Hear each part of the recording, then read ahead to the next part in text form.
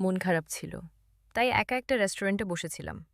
পাশে হঠাৎ খেয়াল করলাম একজন বিবাহিত পুরুষ তার অফিসের এক অবিবাহিত মহিলা সহকর্মীকে সঙ্গে নিয়ে এসেছে। তাদের কথোপকথন এমনভাবে হচ্ছিল যে পাশের টেবিল থেকেও স্পষ্ট শোনা যাচ্ছিল।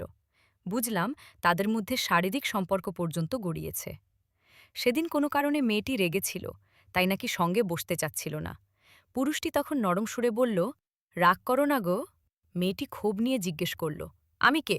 আমি রাগ করলে তোমার কী বা আসে যায়? লোকটা বিন্দুমাত্র দেরি না করে বলল, তুমি আমার মনের মানুষ। এটা শুনে মেয়েটি আরও রেগে গিয়ে বলল, তাই যদি হয় তাহলে তোমার স্ত্রীকে ফোন করে বলো এই কথা। লোকটা তখন মুশকি হাসি দিল। আরও কিছুক্ষণ পর শুনলাম মেয়েটির প্রশ্ন, সবাইকে কবে জানাবে আমাদের ব্যাপারটা? লোকটা নির্লজ্জ ভঙ্গিতে বলল, সবাই তো জানে, অন্তত অফিসে। আমার মনে হল লোকটির স্ত্রী সম্ভবত খুবই সাধারণ, ভদ্র, স্বামীকে অগাধ বিশ্বাস করা একজন নারী।